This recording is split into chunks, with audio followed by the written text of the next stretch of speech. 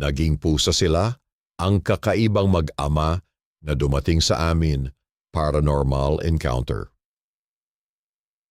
Hi mga kaibigan, ako nga pala si Dan at isa kaming pamilya ng manghihilot sa isang probinsya sa Luzon. Dito na ako lumaki at dito ko na rin naranasan ang ilang mga bagay na hanggang ngayon hindi ko pa rin maipaliwanag. Isa na rito yung kwentong ikukuwento ko sa inyo ngayon tungkol sa isang mag-ama na dumating sa amin isang hapon pero umalis sila na hindi na sila tao. Lumaki ako sa pamilya ng manghihilot.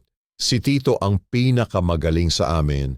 Halos araw-araw may nagpupunta sa bahay para magpahilot o magpagamot. Minsan may mga masiselang kaso pa siya na tinatanggap. Yung iba parang may halong kababalaghan na.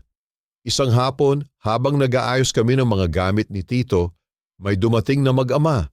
Tanti ako, mga 40 yung tatay, at siguro mga 13 o 14 yung anak. Tahimik sila pero parang balisa. Parang laging may inaabangan o tinitingnan sa paligid. Naupo sila sa labas ng bahay habang hinihintay si Tito kasi may hinahilot pa siya sa loob. Sa katabi naming bahay may isang buntis na kapitbahay. Normal lang naman pero mapapansin mong panay ang sulyap doon ng mag-ama. Parang may interes. Hindi ko lang agad pinansin pero si Tito napansin din yon. Bigla siyang lumapit sa akin at bumulong. Kumuha ka nga ng 3 walis tingting. Ilagay mo sa pinto at sa mga bintana. Tapos kunin mo na rin yung bawang na nasa kusina, ilagay mo sa tabi ko. Nung una, di ko gets. Pero sanay na rin ako sa mga ganyang kilos ni Tito kaya sinunod ko. Pagkalagay ko ng mga walis tingting at bawang, biglang nag-iba ang ihip ng hangin. Napansin ko rin, parang gusto nang umalis ng mag-ama. Tumayo sila, naglakad papunta sa pinto pero parang may pumipigil sa kanila. Para bang hindi sila makalabas. Tumingin sila sa isa't isa sabay na paupo na lang ulit. Dahil awkward na yung sitwasyon, tinangka nilang makipagkuwentuhan pero halatang pilit. Palingon-lingon pa rin sila lalo na doon sa bahay ng buntis. Maya-maya, napansin ko, parang nasusuka yung anak.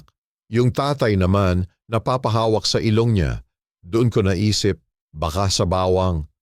Biglang nagpaalam yung tatay, gagamit lang daw sila ng CR. Pero may kutob na si Tito. Hinawakan niya yung braso ko at bumulong. Bantayan mo sila pero wag kang lalapit masyado. Sabay tingin sa akin ng seryoso. Pagkatalikod ko, wala na sila. Nasa may gilid ako ng bahay pero narinig ko isang parang meow. 2 itim na pusa bigla na lang dumaan sa may bintana at tumalon palabas. Nagkatinginan kami ni Tito. Alam na namin, hindi ordinaryong tao ang mag-amang yon. Tapos sinabi niya sa akin, buti na lang napansin ko agad. Kung hindi, baka may masamang nangyari sa kapitbahay nating buntis. Hindi na namin sila muling nakita. Pero mula noon, mas naging maingat na si Tito sa mga tumatangkilik sa hilot niya. Kasi hindi lahat ng humihingi ng tulong ay tao talaga. Hanggang na ngayon, di ko pa rin makalimutan ang mga mata ng tatay. May itim na tingin na parang alam mong may tinatago. Kaya sa mga nanonood ngayon, kung may kakaibang bisita kayong dumating, lalo na kung balisa at laging nakatingin sa mga buntis, magduda na kayo. Marami pa akong kwento mula sa pamilya namin. Gusto niyo pa ba ng mga ganitong kwento? I-like nyo na tong video at huwag kalimutang mag-subscribe.